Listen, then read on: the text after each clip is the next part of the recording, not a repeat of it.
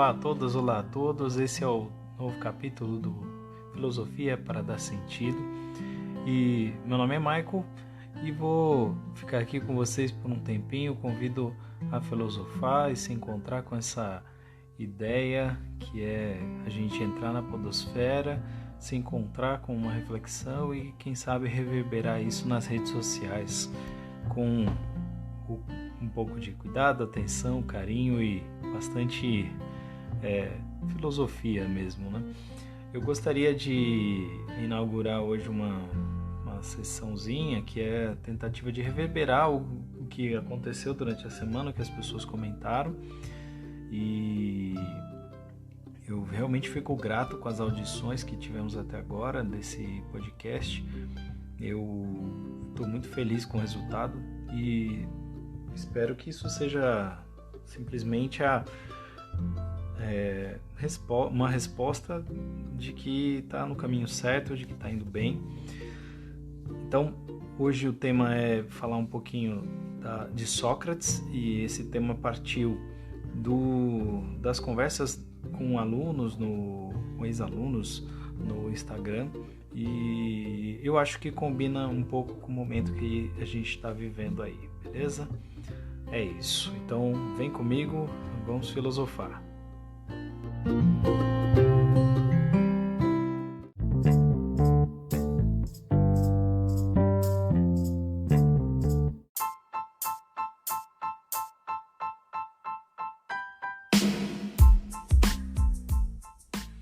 Bom, eu estou tentando fazer coisas novas acontecerem aqui e eu queria reverberar um pouco o que aconteceu no Instagram, pelo menos sobre o podcast, o que as pessoas comentaram. Eu queria destacar 3 falas que aconteceram por conta do nosso trabalho aqui, do último capítulo.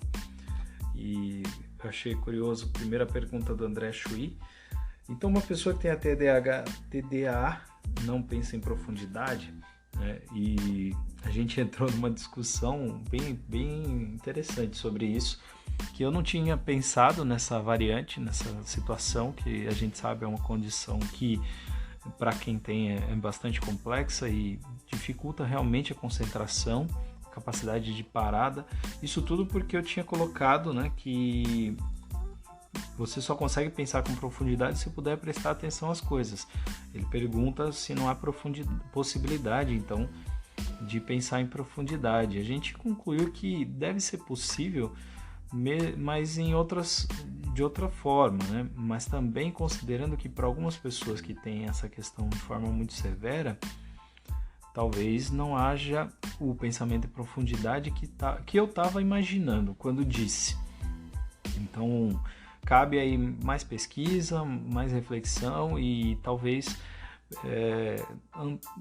questionar mais esse ponto, porque, tá vendo, a filosofia tem formas interessantes de pensar e geralmente o que a gente pensa e conclui e diz tem aplicabilidade, mas o mundo e as possibilidades são vastas, são enormes. O ser humano é cheio de situações diversas.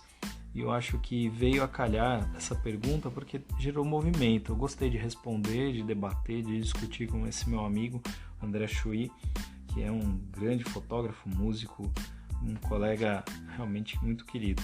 A Patrícia Merelli, que é da família, mandou assim: ouvi e o que mais me marcou foi quando você falou sobre a exuberância da natureza na Grécia e que a contemplação que os filósofos faziam naquela ocasião é a mesma contemplação que podemos fazer hoje, basta dar pausa no automático, assim podemos contemplar uma estrela, uma lua, uma nuvem desenhada, uma árvore pela qual passamos todos os dias e não nos damos conta da sua beleza. Para apreciar o sol, não precisamos ir à praia, ele nasce em todos os lugares. Achei legal.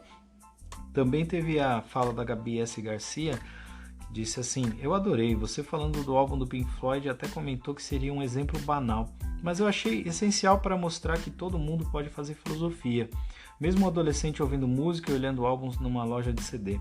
E é muito assim, é mais acessível do que a gente pensa. fiquei até refletindo o que me fazia filosofar. Acho que a poesia ajuda muito nisso também.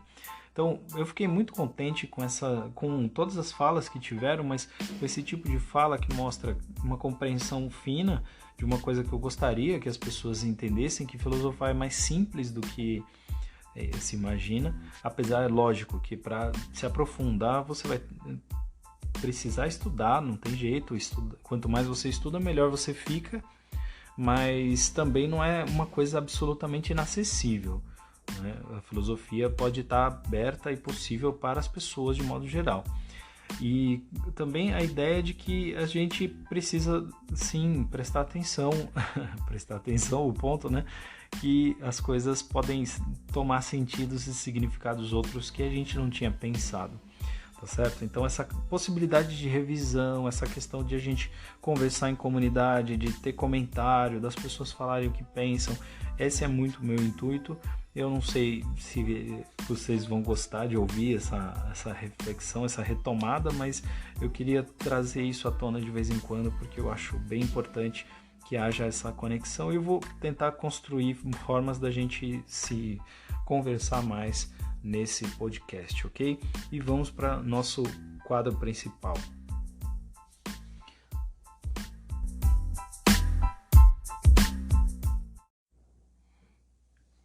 Bom, e o nosso quadro principal hoje eu queria falar do personagem Sócrates, uma pessoa que imagino muita gente já ouviu falar.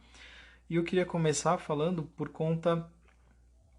queria falar desse sujeito, desse cidadão, porque eu fiz uma enquete no Instagram e algumas pessoas viram também no Face e tal, mas um aluno me respondeu, quando eu perguntei, um ex-aluno, né? Quando eu perguntei o que é filosofia, o que você entende por filosofia e tal, ele colocou que é a mãe de todas as ciências e tal. Isso me lembrou muito Sócrates, que dizia que o papel do filósofo é ser uma espécie de parteiro, né? Muito interessante porque se a gente for ver um pouquinho da história desse cara, ele não era lá um aristocrata numa época em que as pessoas que podiam filosofar, discutir na área pública, no espaço público, eram os aristocratas, né? Estamos falando de 2.400 anos atrás, 2.300 e poucos anos atrás, tá? Quando na Grécia a vida tinha uma estrutura política, que eles chamavam, a democracia grega, entre aspas, tá? Tem outros termos mais técnicos melhores, mas vamos falar desse jeito para simplificar.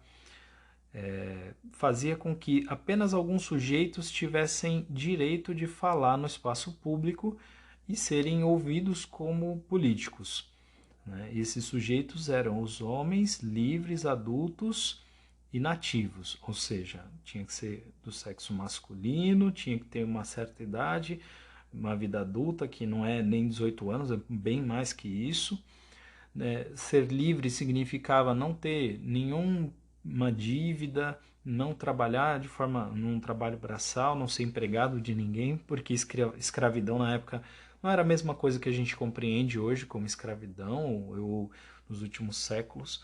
O escravo grego não é o mesmo que o escravo que a gente conhece da história brasileira, por exemplo, e o que não quer dizer que a sua vida era uma vida fácil, né? O escravo ele era bastante discriminado na sociedade grega, assim como o estrangeiro, não no sentido, o estrangeiro um pouco menos, mas porque tinha que ser da localidade. Então, digamos que tem uma cidade chamada Esparta, os cidadãos políticos daquela cidade são os que nasceram naquela cidade.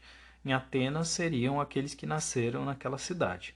Então, para atender a todos esses critérios era difícil. Então, tinha uma pequena porção da população que podia participar desse espaço chamado Ágora, que era o espaço do debate público e onde acontecia a política da época. Para você entender de maneira muito simples, imagina uma praça central, como de uma cidade que você conheça, uma cidade ou um bairro que você conheça, e no centro tem uma praça, e ao invés dos vereadores, ao invés dos deputados, ao invés de secretários e governadores ou prefeitos trabalharem em gabinetes, em salas, eles estariam no espaço público à vista de todos, falando e discursando e às vezes debatendo nos fóruns.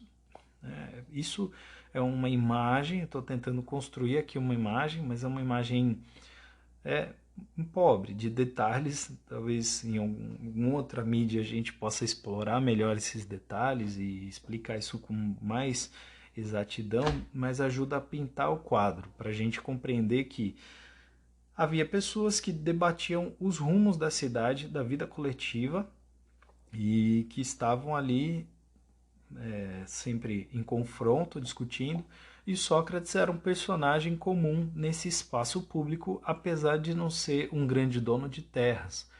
A história meio que mostra que ele era filho de um escultor, filho de parteira, portanto ele devia ter o trabalho do pai de escultor, e não devia ser lá um grande escultor, porque passava bastante tempo na ágora, né, bastante tempo conversando com as pessoas, e ele é um filósofo importante para a história da Grécia e diferente, porque ele é o primeiro a ter uma espécie de método muito claro a ser seguido. Ele foi extremamente documentado pelo seu discípulo Platão, e ele é uma figura histórica muito relevante, muito interessante.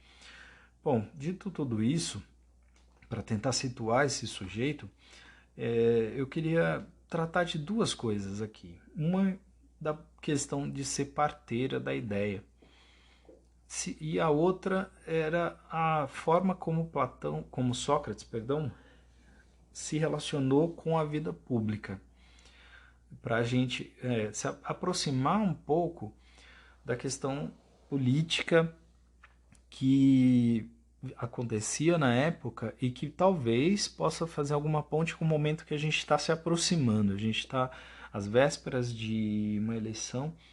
Eu penso que vale a pena a gente fazer alguns links, algumas conversas, pelo menos para ter outras coisas para pensar e não só em propagandas vexatórias, ok? Bom, e primeiro, Sócrates pensava que, entre outras coisas, o papel do filósofo não era outro senão ser uma parteira, fazer o parto da ideia. Ou seja, guiar as pessoas para que elas chegassem à concepção das ideias. Então a palavra concepção, que a gente usa de forma ambígua, que serve tanto para nascimento quanto para conceito, né, ela já tinha ali sua fonte, uma fonte possível, né? É importante fazer o estudo, a análise mais profunda da palavra, mas não é à toa que a gente usa essa palavra com a dupla acepção, com o duplo sentido, concepção. Concepção de ideia, concepção de nascimento. E aí, olha que curioso, o Sócrates, ele pensa num papel de um filósofo que não é o sujeito que está no alto da montanha esperando o discípulo chegar para ele dizer todas as verdades do mundo. Ele não é a pessoa que tem as verdades. Ele não é a pessoa que vai dizer tudo o que é certo. Ele vai dizer uma série de coisas. Se você estudar ele profundamente, você vai ver que ele diz o tempo todo o que ele pensa. Mas ele fica perguntando o tempo todo, ele fica questionando, ele coloca o seu interlocutor numa atividade filosófica. Porque o grande objetivo dele era fazer o outro chegar à conclusão e não necessariamente dar a ele a conclusão. Então, falando de maneira muito comum, muito simples, ele ensinava a pessoa a filosofar e não ficava dando todas as respostas. E isso é muito interessante porque mostra uma atitude filosófica interessante. E muitos das pessoas da época dele queriam que ele só fizesse isso para os aristocratas que podiam frequentar a ágora. E isso foi incomodando muita gente, porque ele fazia acontecer o seu método, que ele chamava até de maiêutica, ou parto da ideia, ele fazia com todo mundo que passasse. Então ele conversava com um jovem, ele conversava com as mulheres, se fosse possível, isso dá a entender pelo livro O Banquete, que ele teria conversado com uma certa Diotima, né? Dá a entender, por exemplo, do Teeteto, que ele fala com o jovem, ele ensina o Teorema de Tales para um escravo, e isso vai incomodando a sociedade porque ele não fala apenas com as pessoas que todo mundo achava que ele devia falar, que eram as pessoas que já tinham essa aceitação pública, os políticos da época. E fazendo uma interpretação rasa e rápida, eu penso que isso mostra que Sócrates tinha uma atitude diversa, uma capacidade de autenticidade, de se colocar de um jeito próprio, apesar do que as outras pessoas diziam. Isso é muito interessante. Ele não escolhia o tempo todo, né, o seu discípulo, a pessoa que ele ia conversar, ele falava com quem tivesse afim, estivesse afim. Penso que isso é uma lição interessante. E eu penso também que é curioso o fato de ele utilizar como método uma referência feminina numa época em que as mulheres são tão desvalorizadas, né? E a ideia de ser parteira, né, valorizar o trabalho da mãe, fazer o parto da ideia e tomar como uma referência para a construção do conhecimento que ele achava que era a atitude, o trabalho mais importante que o ser humano podia desenvolver, ele associa com o parto. Ele associa com essa experiência profunda que é o parto. A alegria de dar à luz a alguém, ele tenta aproximar a ideia da alegria de você aprender.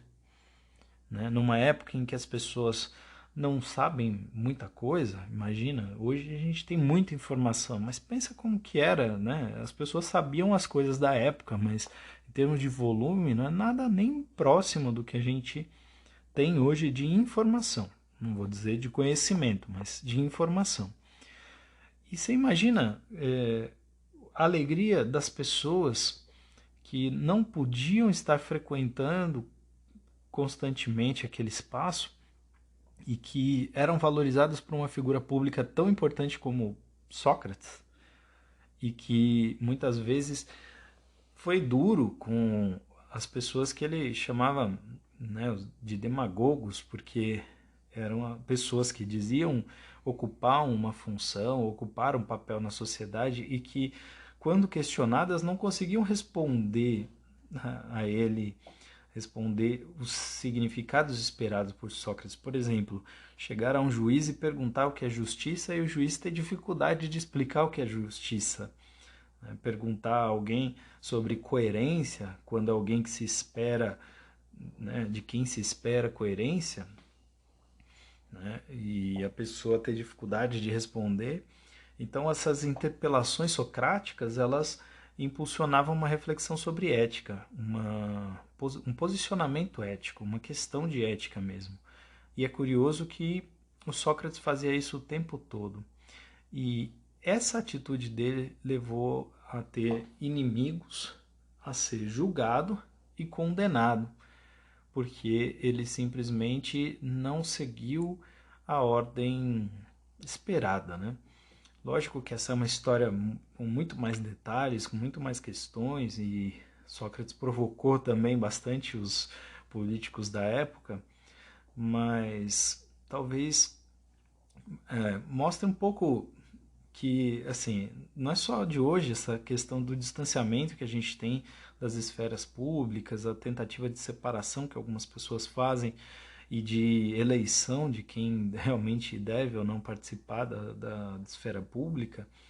E se tem uma coisa que eu penso que o Sócrates fez de forma muito interessante, foi querer trazer todas as pessoas para o espaço público, do debate, do conhecimento. Assim como a gente preza por uma educação que atinge a todos, que atinge a todas as pessoas, eu penso que isso era um ideal, pelo menos uma tentativa, né, para o Sócrates. Se ele não conseguiu, se ele não foi perfeito, se ele não falou o tempo todo com todas as pessoas e passou realmente bastante tempo na Ágora lidando apenas com os políticos, vamos também dar um desconto para ele, porque ele era um homem da sua época, né? Mas ele conseguiu ver algumas coisas além e, exatamente porque não seguiu a ordem esperada, ele foi levado a julgamento. E essa talvez seja uma associação bem fácil, né? A violência dos políticos, a violência, a agressividade, a destrutividade que muitas vezes os políticos incorporam na sua prática é milenar, né? Então, penso que se tem uma coisa que vale em todo o tempo e é que a gente possa utilizar das estruturas que são oferecidas para nós, por exemplo, no caso de uma democracia, quais são os mecanismos interessantes, democráticos que a gente poderia utilizar.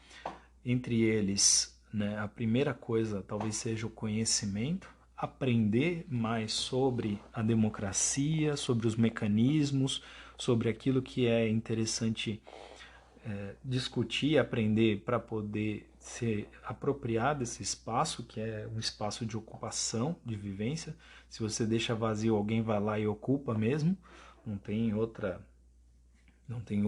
natureza. Mas eu penso que o Sócrates ele dá uma lição muito interessante para os filósofos, para as pessoas de modo geral. Ele luta até o fim por aquilo que acredita, apesar de alguns filósofos, como é o caso do Nietzsche, acharem que ele vacilou no último instante, né? Mas não é isso que a história marcou. Né? Entende, por exemplo, que o Sócrates é um cara muito importante, tão importante que marcou a história da filosofia clássica e até hoje a gente comenta bastante sobre esse pensador. Eu acho que isso vai na esteira do que eu já estava falando antes. O Sócrates já naquela época achava que as pessoas podem filosofar, que todos podem participar, que todos podem ocupar espaços e que o conhecimento pode ser uma ferramenta importante para que você passe a ocupar com maior qualidade qualquer que seja o espaço que está sendo pleiteado. Conhecimento sempre foi um ativo importante, um ativo caro, valioso, e hoje isso está mais claro ainda. Quem tem conhecimento, quem tem informação, está um passo à frente de todo mundo que não tem, né? Então, galera, eu queria fazer essa reflexão motivado pela fala que eu tive com um amigo aí, conversando esses dias, e eu tô ansioso fazendo um monte de outros projetos e eu gostaria muito que vocês me acompanhassem nesses projetos e me dessem um feedback aí do que está acontecendo, se está interessante. Comenta, por favor, comenta nas redes sociais para eu ir ajustando o caminho e pensando a melhor forma. Tentei já nesse podcast incorporar várias dicas que as pessoas me deram e agradeço a todas as pessoas que me ajudaram fazendo avaliações aí, dando alguma dica para transformar essa experiência numa experiência cada vez melhor. Bom, vou encerrando por aqui esse nosso capítulo. Até a próxima, galera. Filosofia para dar sentido. Bom, me ocorreu dar mais uma dicasinha, falar mais uma coisinha aqui. Desculpa, a gente ia retomar. Mas vou dar uma dica de coisa pra gente pensar, caso você não tenha ainda assistido.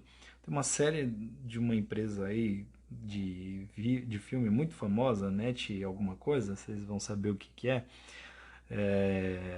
E ela tem uma série chamada Love, Death and Robots, que tem um capítulo que é muito filosófico chamado Zima Blue, capítulo 14. É um pouco denso, um pouco difícil de assimilar de uma vez só, mas eu diria que vale cada minuto, é bem feito e feito para pensar profundamente. Zima Blue. Então, eu comentei esses dias nas redes sociais, se alguém quiser assistir, conversar sobre isso, comentar sobre isso, estou aí à disposição, beleza? Então, encerro, espero que tenha feito sentido para você e até mais.